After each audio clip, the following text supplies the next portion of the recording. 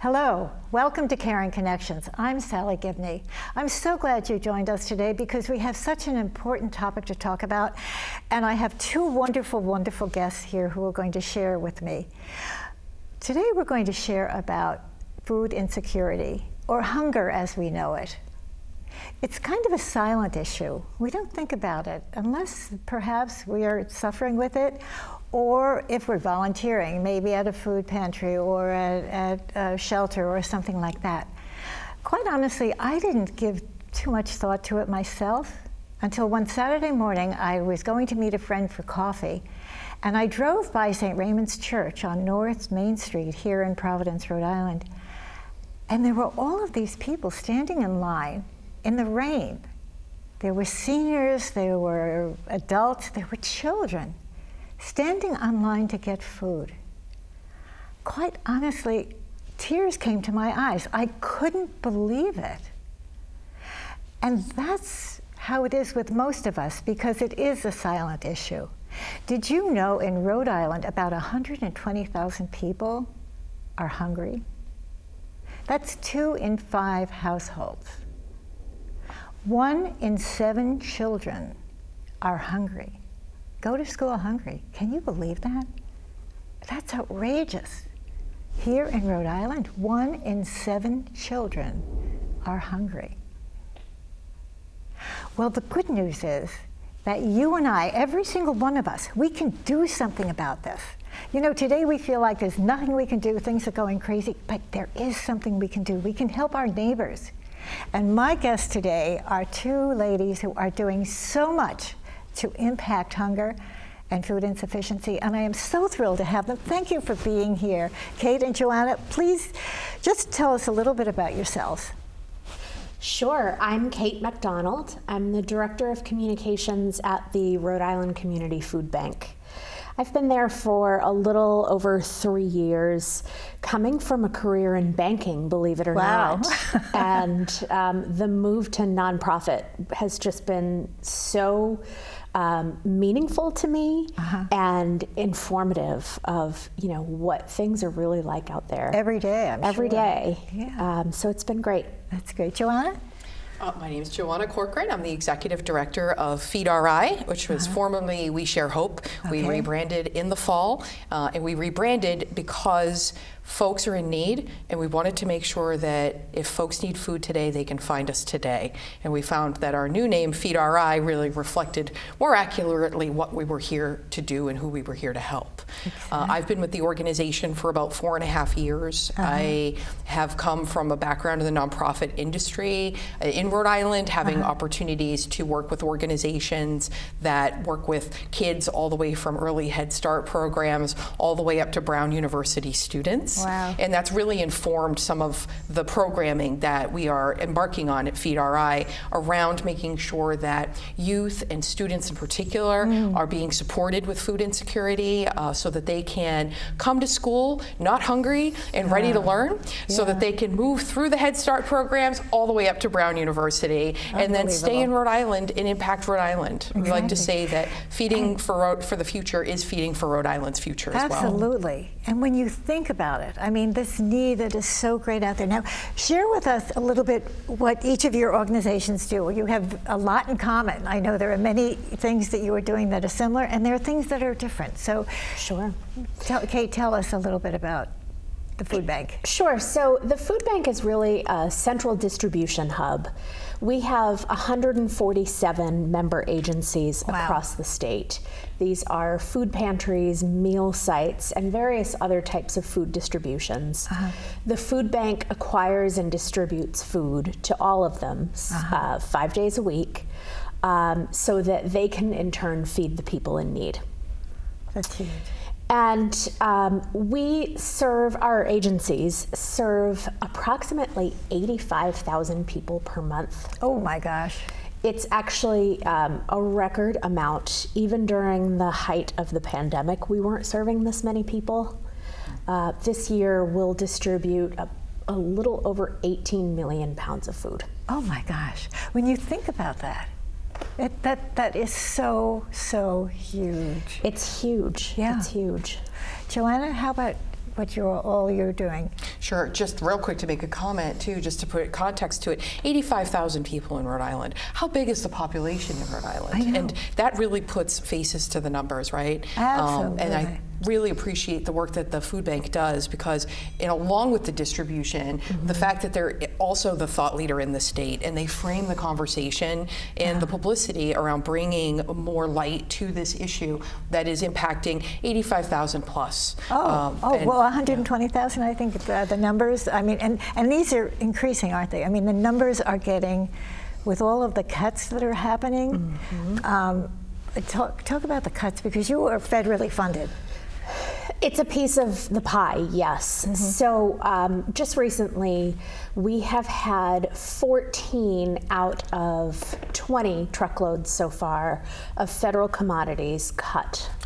These were 14 out of 20? 14 out of 20 trucks. These were headed directly to the Rhode Island Community Food Bank, representing $1.2 million worth of valuable proteins, chicken, eggs, cheese, pork, that are so needed, and they're not coming. Yeah. This comes at a time where, you know, with the tariff policies, it's becoming more expensive for us to purchase food. Oh, sure.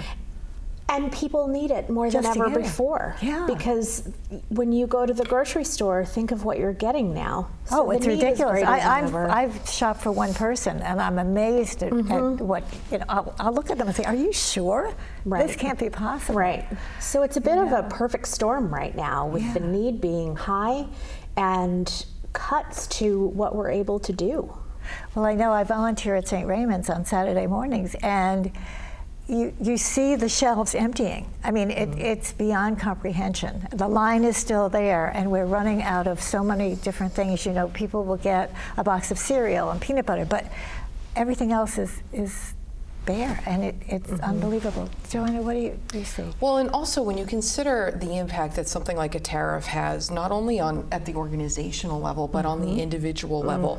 On my way over, actually, just today, there was a report on NPR. They were interviewing a woman who needed a wheelchair, and the wheelchair was coming from China. She ended up spending a 150% tariff on this wheelchair. And when you look at that, it's making our dollars stretch even less far. So I suspect, much like COVID, we're going to start seeing people that never thought they'd be in the position of facing food insecurity. Just like what happened during COVID. We have an on-site market called Hope Market that's open to everybody. We don't verify income, screen, or any way, shape, or form. Our really? So they don't is, have to go through if the you whole need food process. today, you can get food today. And during COVID, our lines were out the door more than they normally are, and folks were coming in with this sort of shell-shocked look on their face, like, I didn't ever expect to be in a position where I would need to visit a place like Hope Market. We do our best there to make it a place filled with hope and joy.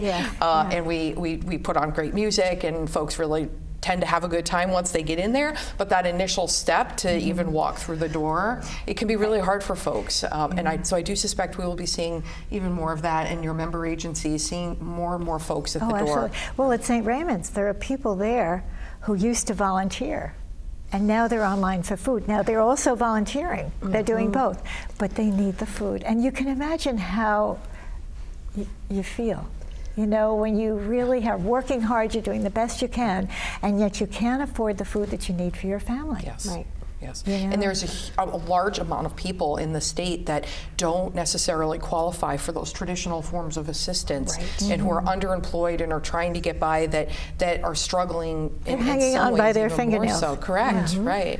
And I do think that as a state moving toward more acceptance of this sort of invisible group of folks that are struggling but aren't the ones that are struggling, the ones that we think of, there's an invisible group of folks that we want to help. And you can imagine how they feel. People who are working hard, who are trying, excuse me, to do the best they can, and they have to ask for help. They don't have enough food for their family, and it's heartbreaking, and it hurts your pride, your ego, you know, and to be able to say, I have to come for help. And we talked, oh, sorry to interrupt go you, ahead. Sally. We talked to a lot of people who say, you know, I work, My husband works, my teenage son works. It all comes into the house, and we're still not making it. Yeah. I spoke to a young woman whose husband was in the Navy, stationed in Newport.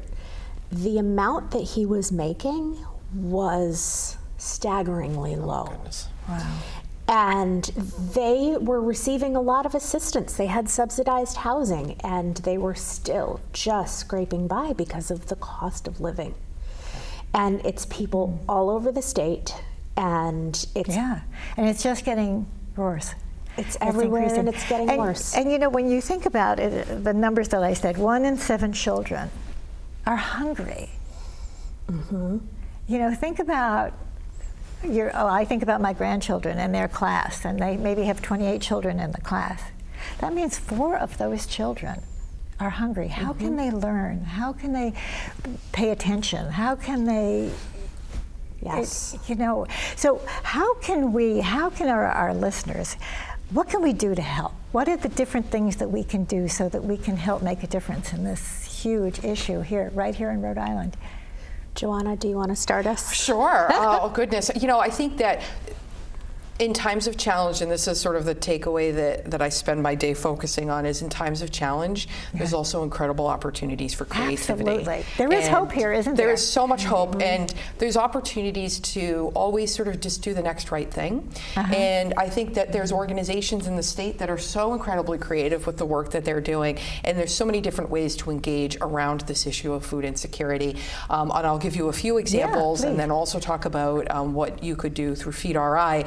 For example, Hope's Harvest. If you want to go into the fields and help them glean the leftover produce that are still beautiful, perfectly good, delicious, nutritious, that's an opportunity that exists during the summer. If you want to stock shelves at a food pantry or come into Hope Market and do that, that's an opportunity that exists too. We have a partner that makes meals for folks in Woonsocket. So there's so many different ways to engage and bring joy as well. Exactly. What do you think? So, you know, like you were saying, I feel like it's very easy to feel helpless right now. Yeah, absolutely. But I want people to understand that every little bit helps. Whether you are making a small donation to the food bank or just going onto social media and helping to amplify our message. Or helping us advocate with our legislators for policies that support those in need. All of these are things that you can do that help. It's incredible. What do you think?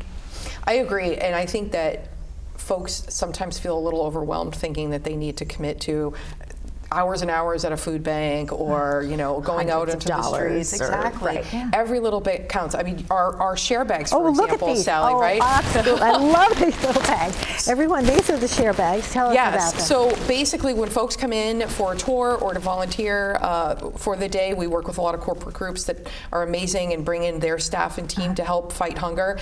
We ask them before they leave to assemble a share bag. The bag is filled with bottled water. I did that. It was so much jerky. fun. I have a picture I'm going to put up. Yes, I know. It was great, actually. Did you do one? I think you did a couple, which is great. And what we ask them to do is take the bag, put it in their car, hold on to it, and when you see somebody in need, whether it's while you're driving or walking around, to give this share bag to them. And that right there, I can't tell you how many stories we hear back from interactions folks have The gentleman I gave it to was like, he just stood there, and I said, "This is for you," and he said, "For me?" And I said, "Yes." And he said, "All of it?" And I said, "Well, it's for you, or it's for you to share." And he just filled up. I mean, it was just so touching. And it was such a simple thing. But what a wonderful idea. They are making their way actually out of Rhode Island, as a matter of fact. So there's Feed RI bags in New Hampshire, all the way down to Florida. One of our corporate volunteers, the fella was going on a road trip with his son, and it was a great opportunity for him to talk to his son a little bit about helping those that are in need. And so his son was in the car when they gave that bag out, and it was just a really cool moment between the two of them as well. So yes, they are making their way all over, but it's a simple way. Beyond that, though, that's a moment in time, and I think I would encourage, as the food bank does, folks to think about a lifetime, think beyond a meal, and think about that consistent access to food. Well, $1 a day. $1 a day. That's $30 a month. We can put that on a credit card. We can put it on, have it taken out of our bank, whatever. But $1, it doesn't impact it doesn't make a difference. You don't even see it. And yet, it's an ongoing contribution that's making an ongoing change in someone's life. It's true. And you know, I think I believe in people, and I love people, and you know, I talk to people all the time. And people want to do something. They want to make a caring connection. They really, really do. And what better way to make a caring connection but to participate in helping your organizations and other organizations find something that you really love and that's doing something that you want to do. And any little thing. Talk about the lady with the jam. Oh, so Carol, our jam lady, we call her, she was a longtime volunteer for us. And what she would do when we got in a surplus of strawberries or blueberries, is she would take it home and actually make jars of jam with it, and bring it into the market, and or also take it out to flea markets and thrift shops and whatnot, and sell those jars of jam and donate the money back to the organization so that we could turn it around and purchase additional food with it. So she became really well known with our guests in Hope Market and throughout the community, and we called her the Jam Lady. And we were just so thrilled with all of the contributions she was able to do. And about 2 years ago, she did pass away. And we miss her terribly, but her memory lives on in the name of an award that we give to an individual who's impacting the community now. So the award's name is the Carol Fournier Impact Award. And every year we show a video that we did about her right before she passed. And she was actually the first recipient of the award, and we renamed it after her passing. And it's always just a very emotional moment at the event, but it's also just an opportunity for us to keep her memory alive. And I can tell you right now, she never thought while she was doing all of that jam about the impact that she was making. She just loved to make the jam. Doing it. She loved to make the jam. As a matter of fact, on the video it says she let housework go so she could make the jam. And so that's a lesson we can all take away from it. Forget the housework, help people. Yeah, exactly. But you know, all of us have something. We have a talent, or we have something that we can do. Just reaching out to each other. And you know, I know with my little caring coins, when I share a coin with people, they're so grateful. And you know, we are wired for caring.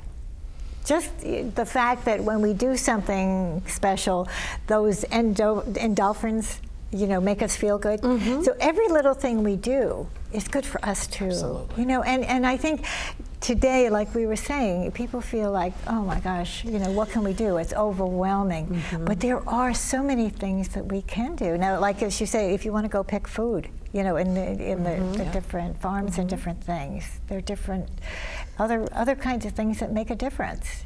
Yeah. And, you know, people love to do a food drive for the food bank. That's another idea. We love that. We'll always tell people we can stretch $1 further than they can at the grocery store. So while food drives are an incredible way to help, a donation, like you were saying, $1 a day.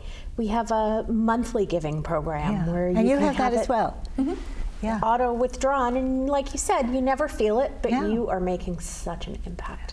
When you think about, you know, a cup of coffee, what does that cost? I mean, today, or espresso, or whatever. So a couple of cups of coffee a month is huge. And it's going to have such an impact. I know I've said this a couple of times about children, but when I think of 1 in 7 children going to school hungry, it just breaks my heart. And we can make a difference. You know, and Sally, I would even say that in some cities and towns, that 1 in 7 children is more concentrated, right? So there are schools and districts where over 50% of the students in that particular school are receiving free or reduced school lunches. And now they have been cut too, haven't they? Yes. So the food bank is actually on the Healthy School Meals for All Coalition. We're trying to ensure that all public school children will receive free or reduced price lunches. And it's a struggle. Our neighbors in Massachusetts have it. 8 states have it currently. But the thing is that some of these programs, as wonderful and beneficial as they are, they're being cut. You know, when you see the federal cuts that are coming down, it just means that more and more of our residents are just a step away from It's true. hunger. The impacts will be devastating. Yeah, and that's why I think, the hope is that we can each, in our own small way, whatever, it doesn't matter how much, but we can participate with our neighbors. We can join with them and just make a difference. Caring connections. Yes. Right? Absolutely. Yeah. And I think thinking creatively around how can we come together? I like to use the stone soup analogy, right? So everyone's familiar with the folktale stone soup. We start, one person puts the stone in, and it inspires everybody else in the community to add a piece of their ingredient to that soup. And they end up with an absolutely delicious, nourishing meal and the satisfaction of an entire community coming together to make that happen. So one of the things that we're really proud of at Feed RI is the partnerships that we've created with other community groups and nonprofit organizations around making that stone soup possible. And I'll give you a great example. It's one of our newest partnerships, and it brings so much joy to Hope Market in particular. We are working with the Groden Network. And the Groden Network is now supplying us with a team of incredible folks who are their clients, who come into Hope Market, help us stock the shelves, help us stock the fridges, stock the freezers. And the joy and the experience of interacting with the incredible folks at Groden Network is just so magical. And they're coming in, they're getting job skills, they're getting training, they're socializing, they're interacting with us. They all have pet names for us now. I mean, it is really incredible. Tell us about the Groden. What is that? So Groden Network is, and I can't speak too much about it because the executive director isn't here. I might be getting it wrong, but they are a statewide network that provides job training and resources for folks who are experiencing autism or are neurodivergent in other ways. So this is an incredible population of people that do not receive the same sort of benefits or opportunities that folks who are of different abilities receive. And so at Feed RI, we love finding ways to give folks opportunities, whether it's to get that carton of eggs or to stock a shelf and get job training. And so that's Groden Network, and they're an incredible organization in Rhode Island, and we are really excited about that. So, including everyone, and including children in this, helping children to realize and to understand that they can make a difference, and how everyone is so important. Again, to mention my little caring coins, but my little grandson is 4. I have, 4 wonderful grandchildren, and Ray is 4, and he's a pistol. I mean, he is just such a little pistol. But he loves the coins, and he'll say, Grammy, I matter, you matter. Grammy, I matter, you matter. And his friend was having a birthday.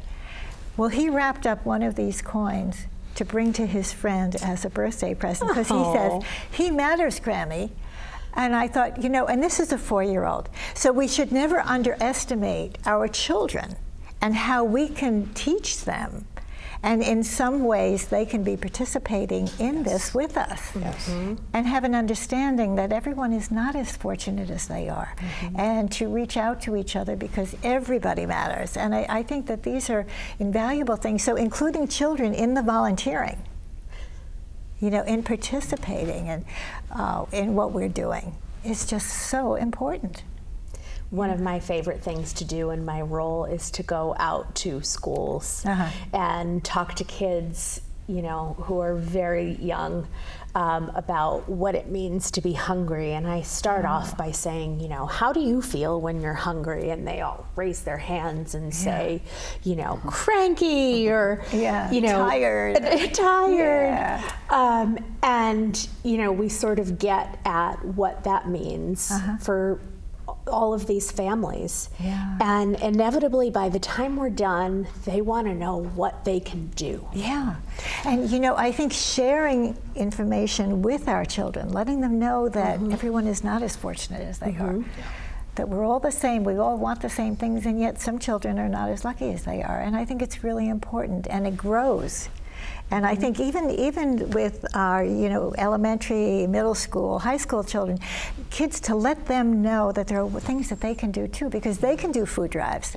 They can do all kinds of creative things to help make a difference with this. So I think sharing it with our kids is also a really, really important thing that we can And do. what I love, Kate, about what you do is you're starting this conversation around reducing the stigma. And we've seen it in the schools. So we have 16 school-based food pantries in the state that are placed in high-need schools. We work with them to set up an on-site opportunity for kids to get food for nights and weekends when they are experiencing food insecurity and the food is not supplied by the school for breakfasts and lunches.